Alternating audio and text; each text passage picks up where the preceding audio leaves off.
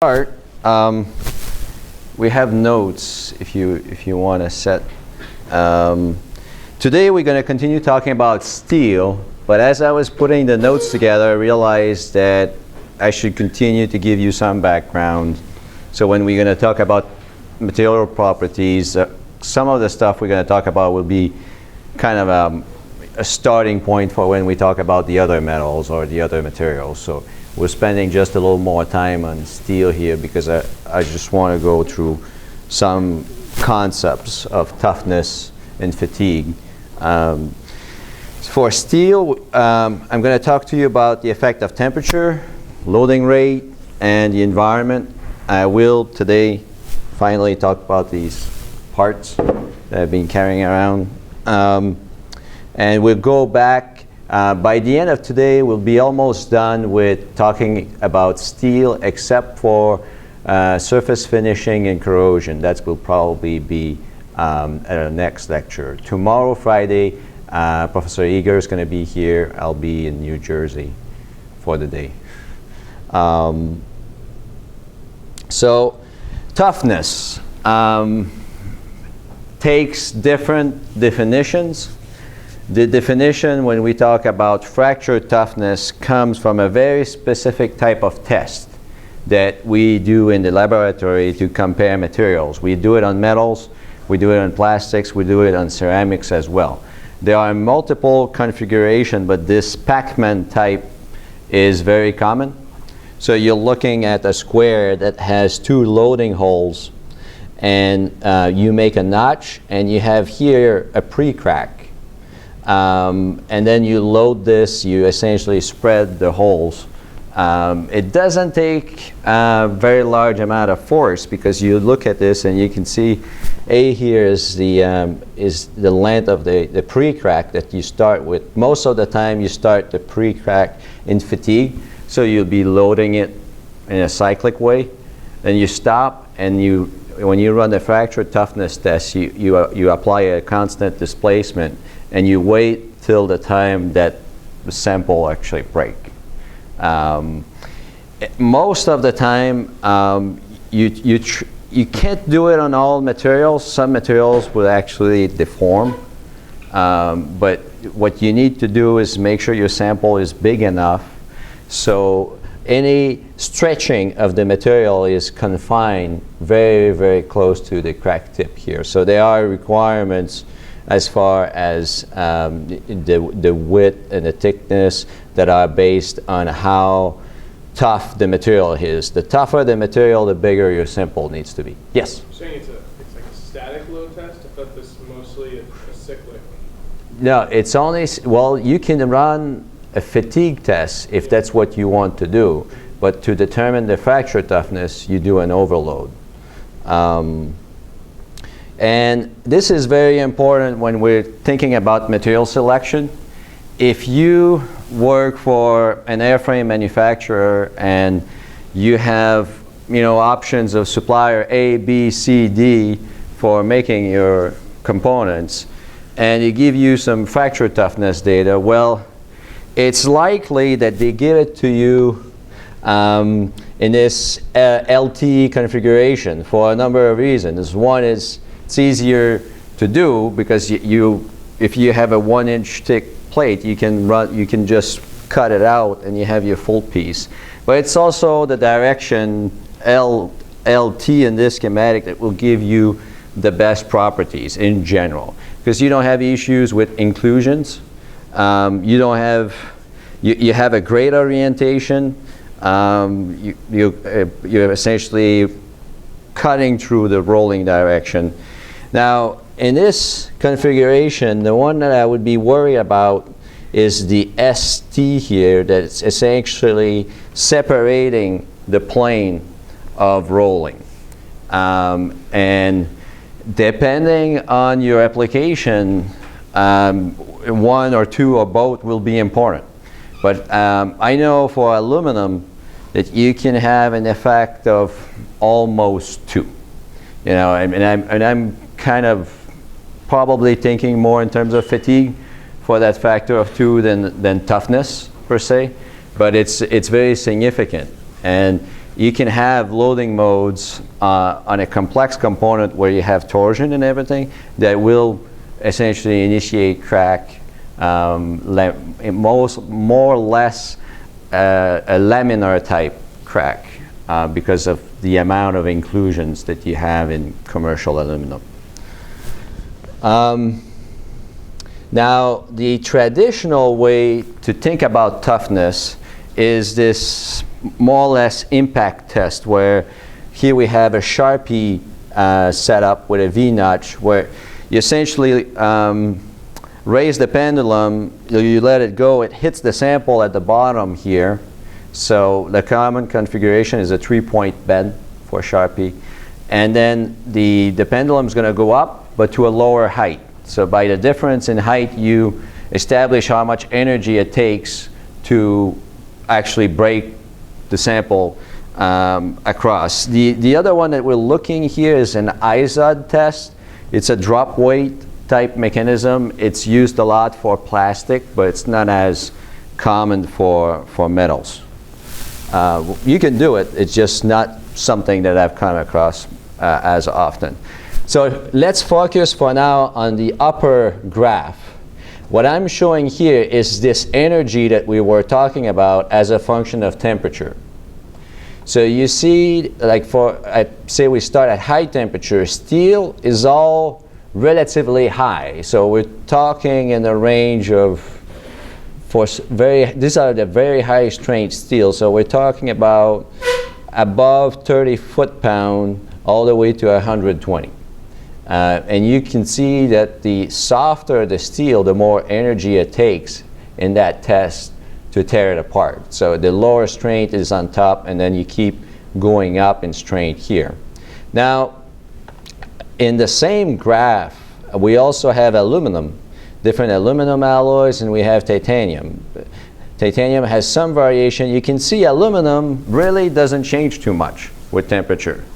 And the idea that I need to introduce to you is this ductile brittle transition temperature. It's something that all structural steels are subjected to. And depending on how clean the steel is, that temperature will vary. Depending on your loading rate, the temperature will vary. Depending on the thickness of the sample, it will vary. But if you have an application, a bridge for example, we had bridges in Quebec a long time ago that collapsed because in the winter time, because they couldn't accommodate secondary stressors. They wouldn't deform at low temperature, they'll just break.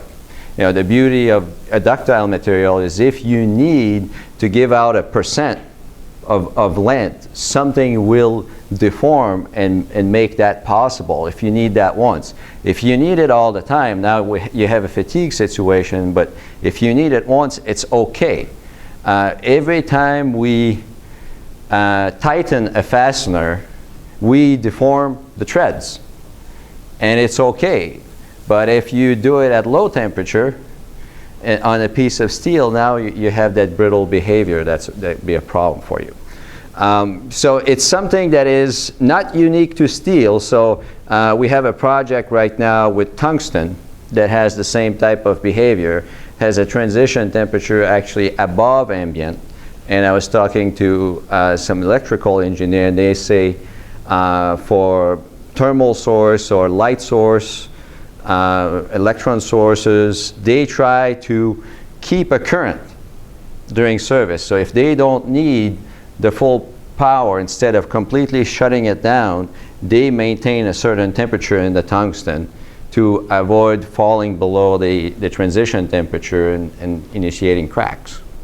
So it's a different application. The idea is it's related to that steel structure, the BCC steel structure. And I do want to explain it a little bit. So you probably all heard about dislocations to some extent. And without going through all the details, the dislocation is a linear imperfection in the crystal. So the piece of steel is made of a bunch of grains, and each grain is a specific crystal. And you get these imperfections traveling, and that's what's allowing the deformation in shear. So in this case here, what you have is you're putting an extra plane, half plane of atoms in the structure, and that half plane just keeps moving. Every time that it moves, it only needs to switch over one bound at the time. So you can have it go in the direction of the screen here as well. So in the end, you're left with a permanent set.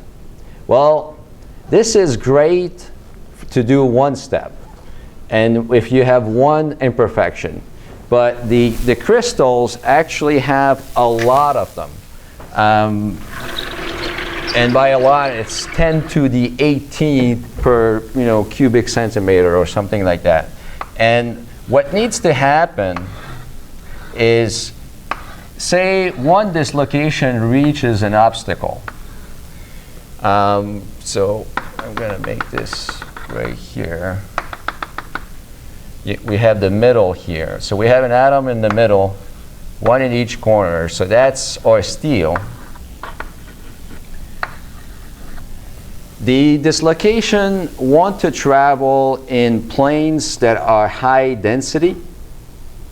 So in this case here, we have this plane. That's a high density plane. It has this atom in it. And then we have some specific directions in it that be, high density directions.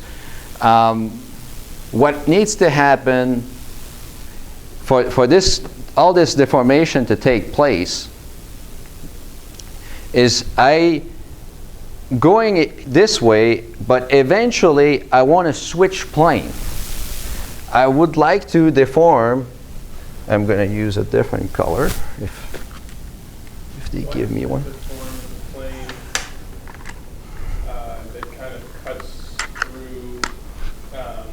This atom?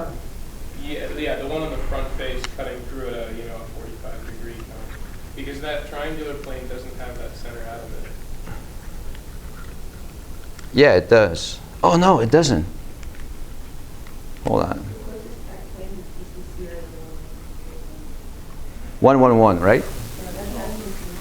Oh, well, which one is BCC? Oh. I'm confused. Thank you. So we have to change this.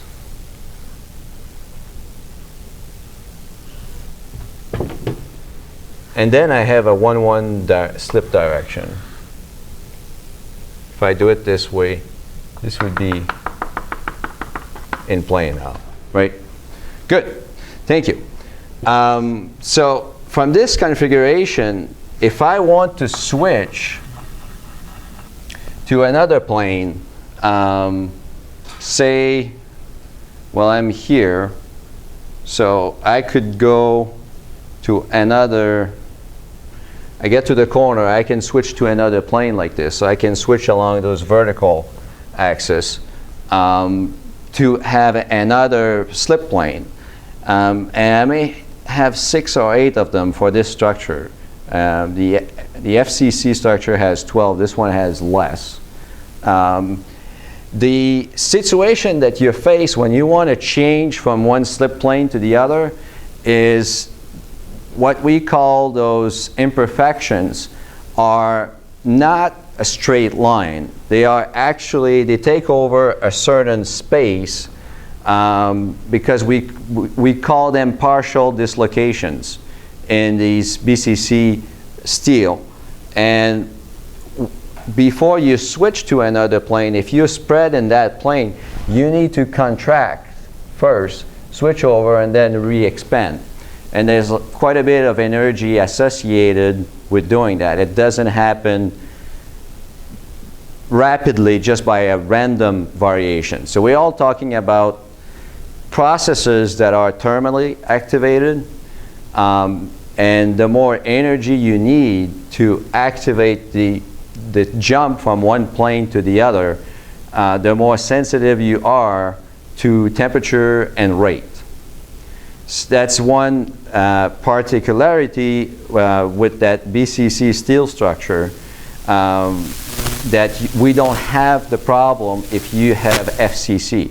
So if you have a stainless steel like a 304 or 316, you don't have to worry about these partial dislocations. You have your 12 slip systems that I was essentially going to draw. And you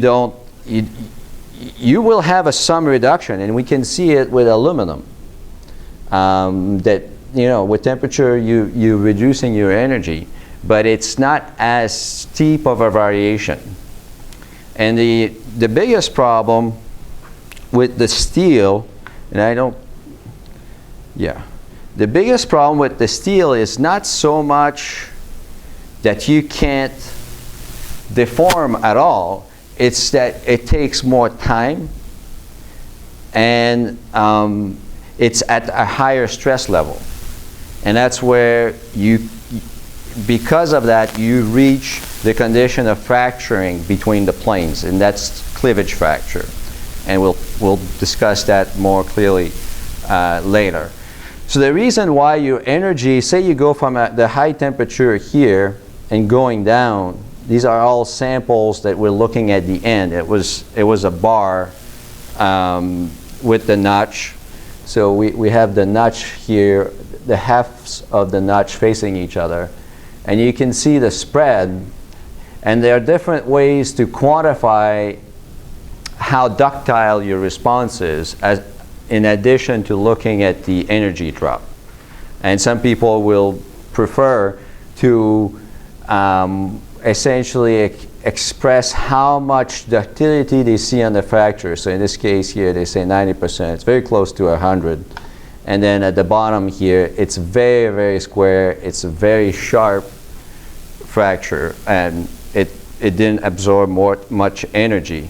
So there is a criteria for structural steel in bridges, and also when you have to weld.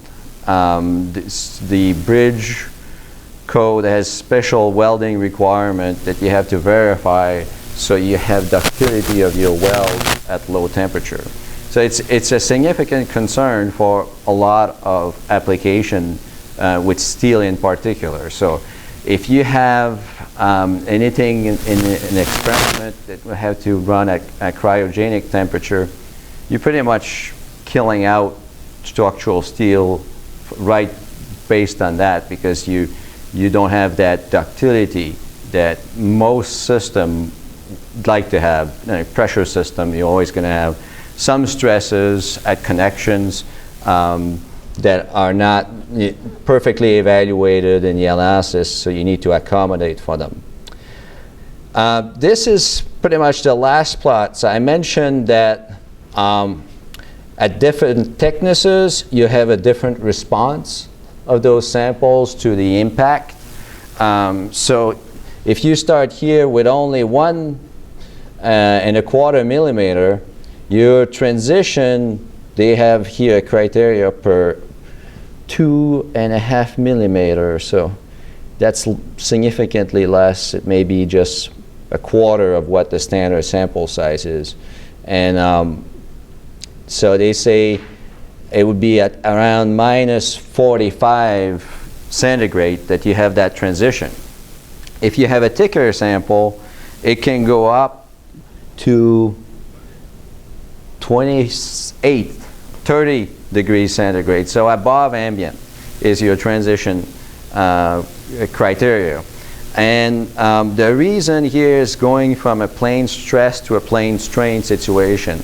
As you get to a thicker sample, it's harder at the crack tip to contract in the thickness direction. So if I have the sample here with the notch, I have some plasticity that will initiate here, And if the sample is thin enough in the thickness direction, it will contract and release stresses. If I don't allow, if it's too thick and I can't have that contraction because it's held by the surrounding material, you essentially build up hydrostatic tension at the crack tip, and you get the crack to initiate more rapidly, and you absorb less energy in the same process. So this idea of plane stress, plane strain is another one when you're looking at any fracture toughness data. Because if you have in your application something that's going to be a 1/4 inch thick, you may be overly conservative at looking at from test data of samples that were 1 inch or 1.5 inches thick. And this is something that I do want you to keep in mind. Thickness is very important. Do you have a problem with temperature excursion? Because steel is essentially sensitive to both.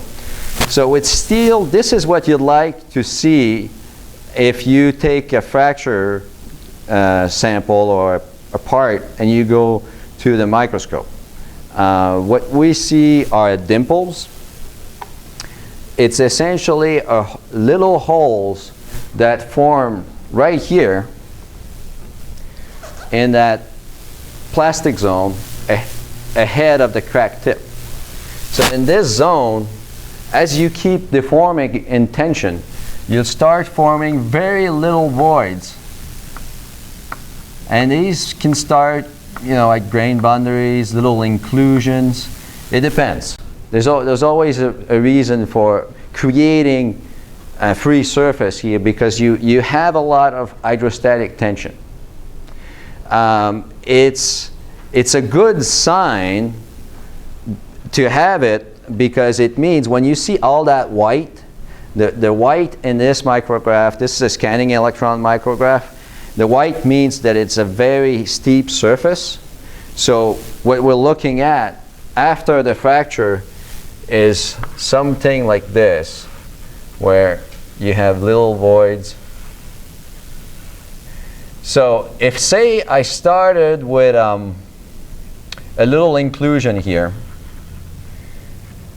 so I had only a small void, and the void came to be this big, it means that I've been stretching the steel. So I've been absorbing energy through the fracture process.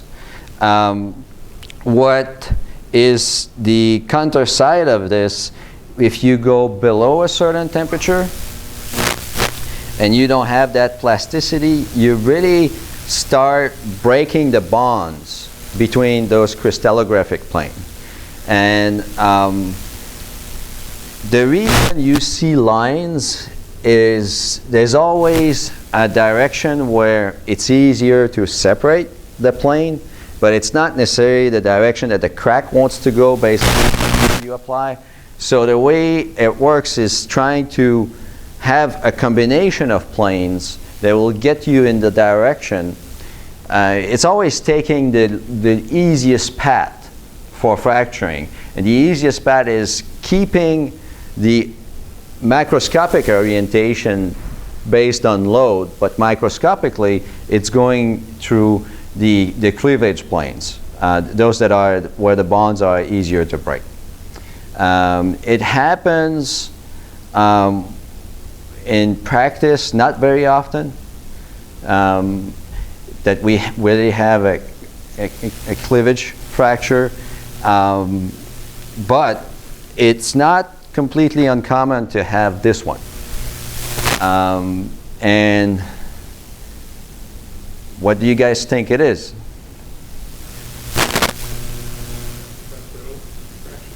Yeah, it's brittle. That's a good observation. So we don't see much tearing and stretching. Do we see something though? We're looking here at features that are about 20 micrometers in size.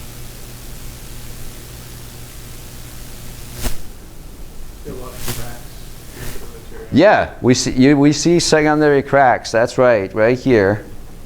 And all these cracks, they go along the grain boundaries. And the reason for that, in this case, is hydrogen. And when I talked about the environment for steel, hydrogen is definitely high up on what's creating problems. In the oil and gas industry, even in construction, pipelines. So I've worked a number of times with very large underground water pipes. So something that's about up to 12 feet in diameter. They make a lot of these out of pre-stressed concrete. So you have a lot of wires going around the circumference to hold the pressure and keep the concrete in compression. These wires are drawn to depth. So you're looking at a strength of about up to 250 KSI. It's very high strength. And it's not a maraging steel or anything like that, so it doesn't have that much ductility. You are somewhat relying on the redundancy that if you have one wire break, should be okay. If you have two next to each other, that may start to be a problem, things like that. The biggest issue is they use cathodic protection in general to prevent corrosion, even though it's embedded in concrete and all that.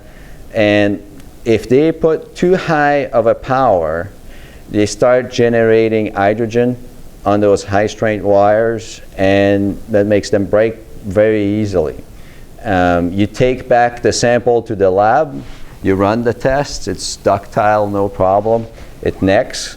But so the issue is really not the material itself, is the hydrogen generated during service that penetrates into the steel. It segregates on the grain boundaries and it leads to this type of fracture. It's one of the reasons why you don't want to use a very high strength steel boat that's galvanized. There's a range where you can galvanize your bolts if you're below the criteria is around 35 Rockwell C of hardness, where you transition from having a hydrogen embrittlement issue to not having it. It's not recognized by everybody because, you know, if you use it in a dry environment, it's not going to be a problem. It's only in certain pH environments that the galvanized will essentially be used to protect the steel, but at the same time it will generate hydrogen on the surface of the steel and result in premature failure. It happens in a number of instances that I've seen with self-drilling fasteners, because they really want to get the hardness high. At the same time, you want to get some galvanizing. Just painting a self-drilling fastener, it's not going to work because you strip the paint off when you put it on. So the idea of the galvanizing is you still have some on your treads when you're done with the installation. But you can't do it beyond a certain strength. Otherwise, you get to a certain environment, you start generating hydrogen, and it will crack like this image shows. When you see secondary cracks, that was a very good observation. You can pretty much start thinking about environment.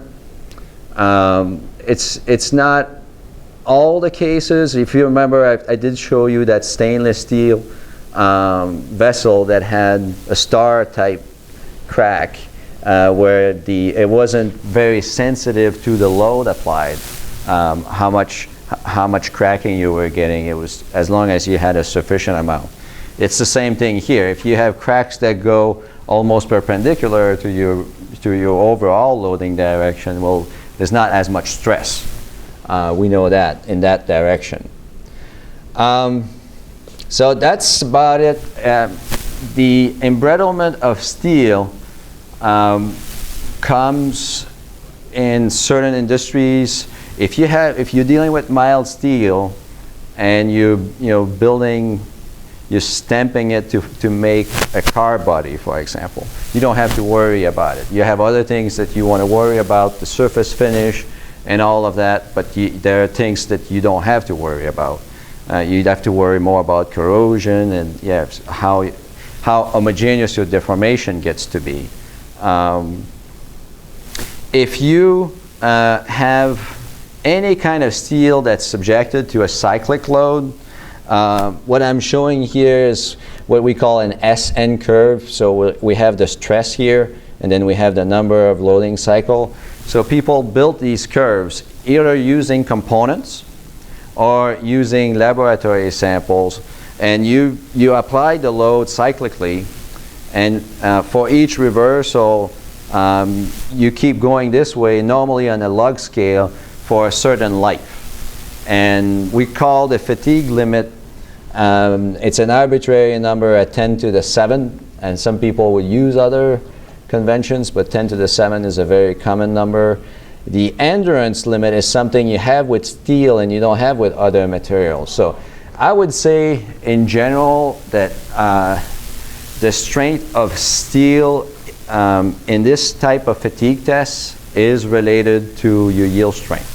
So the higher the yield, the less likely you are to have some plasticity in areas of the sample, and therefore you're raising that limit here. I mean, there are extreme situations, but in general, if you take mild steel, you can fail it in fatigue at a lower load than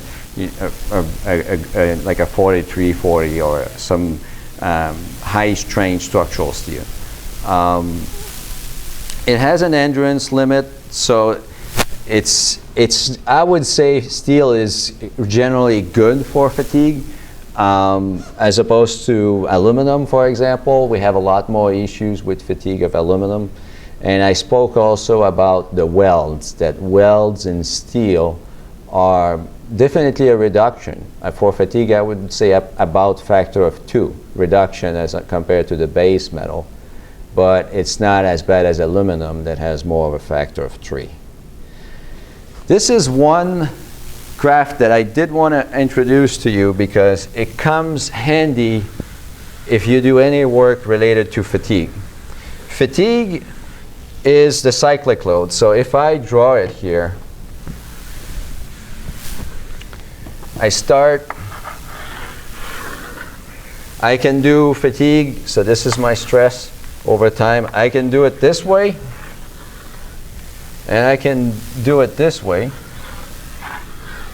and I can do it this way. Well, and I can keep going, you know.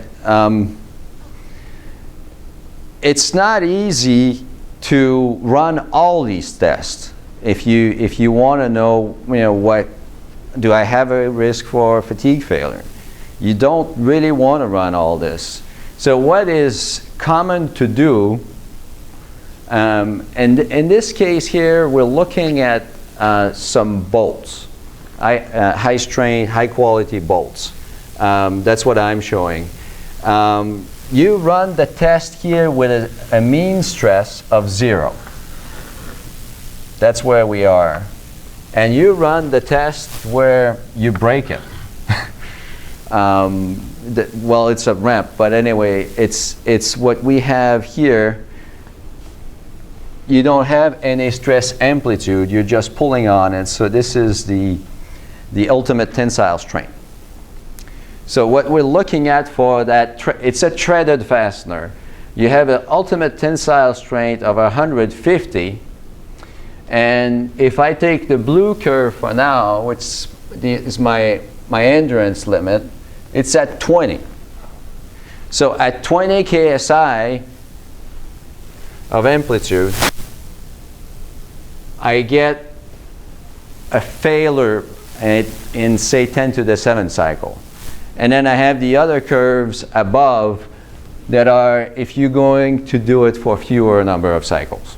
You can take more load and you can break after a longer period of time. But this idea here of essentially establishing a relationship between your stress amplitude and your mean stress to define the safe region from the region where you can fail if you have a lot of number of cycles, called the Goodman diagram. And if you don't remember the name, maybe at least you can remember that you can do such a thing, that you don't have to run tests in all the possible conditions. And the reason why in this case you're looking at a factor of almost 7 between the cyclic loading and just the static test is because of the threads. And the way to go around it, and the reason I have all this stuff going on here, with a bolted connection, if you expect cyclic loads of high magnitude, you clamp it. You clamp it because you make your whole joint rigid by clamping it, and that reduces a lot the amplitude. So here we're looking at a mean stress that's about 80 KSI, and the stress amplitude is only 8.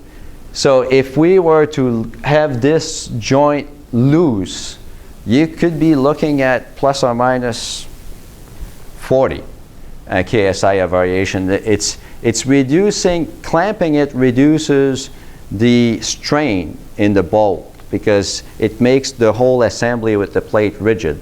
And that stiffening is a factor of about 5. So it's the order of magnitude that you get to reduce your variation by having it as a fully clamp assembly.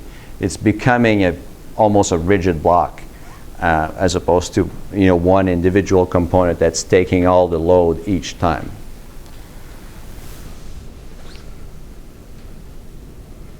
So we covered that. We talked about how to run that fracture toughness test. And there's the stress intensity, which is the key concept here that's always comes into the equation, is pretty much a common denominator for the stress field at the crack tip, the elastic stress field. But the fact that you reach plasticity is not taken into account by those equations. So you can only run that test if the plasticity is small. That's what we talked about, the effect of thickness, that a thinner sample is going to have more toughness than when you go to a greater thickness. And that's explained by, in plane stress, you just get more deformation, you have less triaxiality at the crack tip, so you get more deformation. All right, this one is what we talked about when we start talking about the fracture toughness test, that you can use that little Pacman specimen to also run a fatigue test. It's a fatigue test that's different from our SN curve that we looked at, because now we already have a crack to begin with, and the question is whether that crack will grow. So when you see the threshold here, this is what you applied for load, and if you're below here that threshold, the crack is not moving. And it's something that's used a lot with pressure vessel dealing with vibration, where you want to keep your stress low enough that if you know you have defects of certain size from inspection, that they don't grow. And that's the case for fatigue. The big vessels in power plants can also have some stress corrosion crack that you keep track of the same way. I mean, you don't need to be, you could replace the variation in stress intensity or load here by just what the load is, and it will give you the same type of analysis. So as far as steel is concerned, for this perspective, you start at a certain load, you get into this regime that you can actually put up an equation for how fast you're going, and then eventually you reach close to the fracture limit.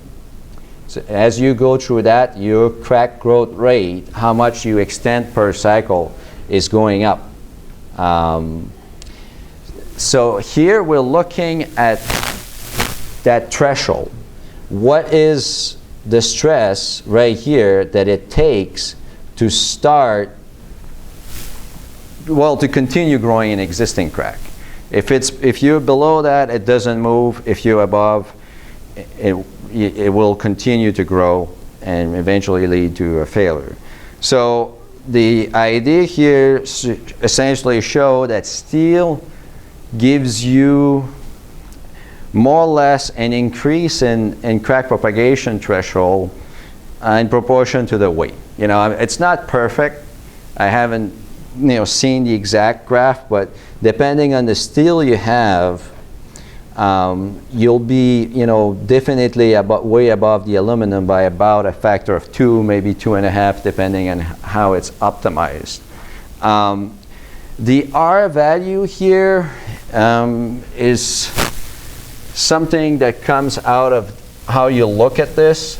You're looking at the minimum and the maximum. This one here is at -1, so it's not part of that graph. This one is at 0, and this one is about 0.8 here for the ratio. It's the loading ratio, minimum to maximum. So if you go to a vibration in tension, I would say that's a condition where steel definitely overcomes the other. Say we're looking right here at 0.9, we're at 1 as opposed to about 3.5 for steel. So it's really not a bad option, and I think I mentioned they use maraging steel for landing gears, and it's not because it's cheaper. It's because it gives you very good fatigue and toughness and strength. This is an example of a propeller shaft. It's something that came to me from a client. They were running it only for about 500 hours.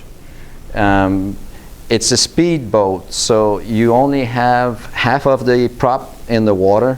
The other one is up in the air, so you get a lot of bending load. You didn't really need to tell me that there was bending load. I told them, and then eventually find out why. So the crack started here, and you see all these lines, the striations, going about to this point, and then it broke. So one of my first impression looking at it, say, well, you know, you're dealing with some pretty tough material, because if you crack halfway through the thickness and you're still, you know, holding it, you can operate with a crack that's halfway through the thickness.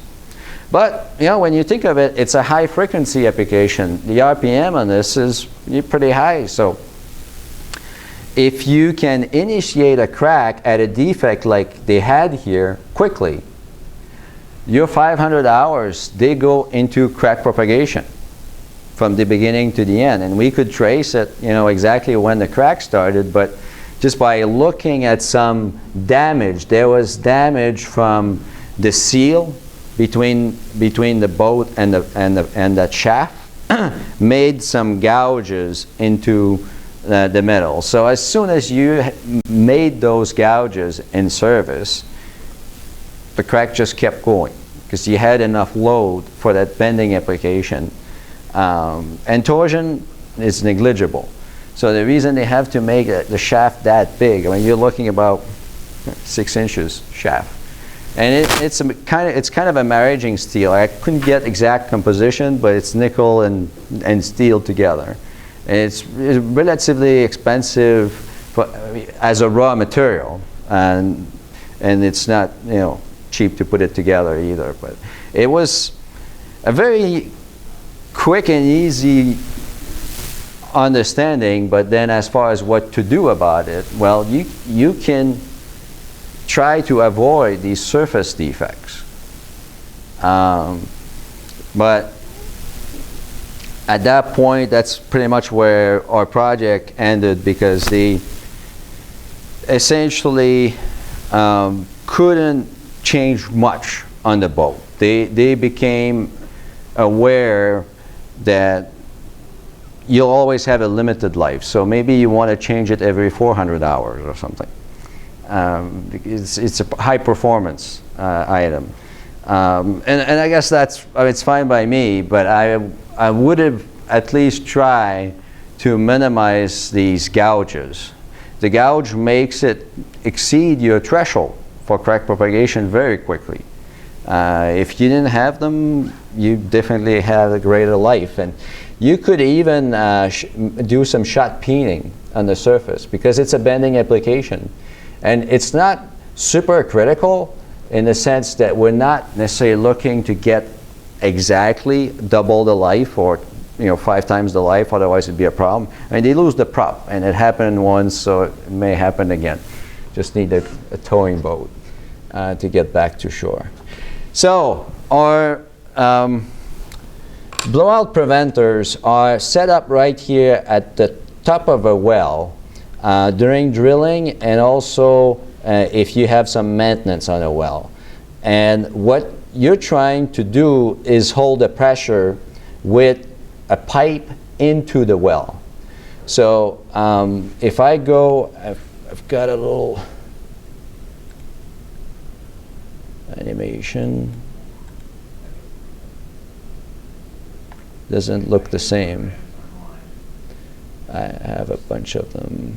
There you go. So 2 C shapes coming together with a pipe in the middle. What you need to do is seal around the pipe, but you also need to seal the whole well bore.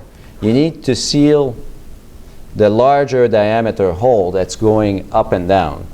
The way to do it is, as you can see, is you have the black.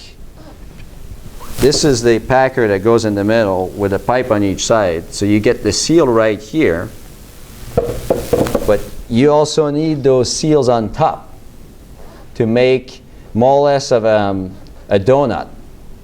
So you're sealing, in this case, maybe the 8-inch hole with the 3-inch pipe in it all together. And that's if you have a kick or a pressure surge, things that you can expect, but you don't know when they're coming. You never have the time to pull the whole tubing out, and that's why instead of having a gate or a real valve, you need to have this special valve. So I worked on a few of these different designs, and what's always striking is these pieces of equipment are worth millions, just a stack. A piece is very expensive. A block like this, $30,000. And I can carry it. Well, maybe 100 pounds, but it's still 100 pounds to come to an invoice of $30,000. There's a lot of design and manufacturing and quality control that comes into play. There are parts here, all the rubber that is a consumable that has to be replaced. But as far as the steel go, because you can have hydrogen sulfide during your well operation, you have to make sure you stay below a certain hardness. So when they do quality control on the block of these steels, it's not the strongest steel you can find because it needs to be able to resist the environment. So you have to use bigger pieces of steel, and the purpose of the steel here is really to hold the rubber, because the rubber makes the seal. So what you see in green and red is part of this is a piece of steel on top and bottom. It's to make sure when you seal this that when the pressure comes, it's not going to extrude out the rubber to the top. And it takes very little to make that rubber to extrude and blow because we're dealing with up to 10,000 psi pressure, so about 100 times what you have in house plumbing. So it's a very demanding application, and I'm bringing it up because I was very surprised to find out they're using A36 steel for this. It's just cut out. Is it optimal? Well, you could go a little higher, without going crazy. It will get you some more wear resistance when it's touching the pipe, but it's always a combination. So they have multiple of those. So what we've looked at is the inside of something like this, which we call essentially a ram BOP or pipe ram BOP, and they have other kinds. But it's the idea is always to use rubber for sealing, but maximizing everything else to make sure you have enough steel everywhere to hold every single little piece of elastomer that you have in there. So our summary for steel is it's tough. You have serious issues at low temperature in terms of toughness and ductility, except if you have an austenitic stainless steel. It's not all stainless steels, just some kinds. For corrosion, it's not that great, but there are ways to finish it to improve it, and we'll talk about that in the next class. It's great for joining. You can do polymetallurgy, forging, casting to get to a net shape. I think the processing is just very common, very well established. I put a plus for wear because it has high strength. It's not the most troublesome metal for wear. Stainless steel is an exception. Two pieces of the same stainless steel, 304, 316, will just gall once against each other, and you get a lot of material loss and increase in friction in those conditions. Environmental cracking, we talked about high hydrogen being a problem for high strength. And that's it. We're ready to, we'll talk more about corrosion, and then we'll move into some other alloys. If steel is kind of a competitor to the super alloys to some extent when you start adding nickel into it. And it's a competitor to aluminum when you're looking into it in terms of weight perspective. So we'll have to pick a direction. Thank you.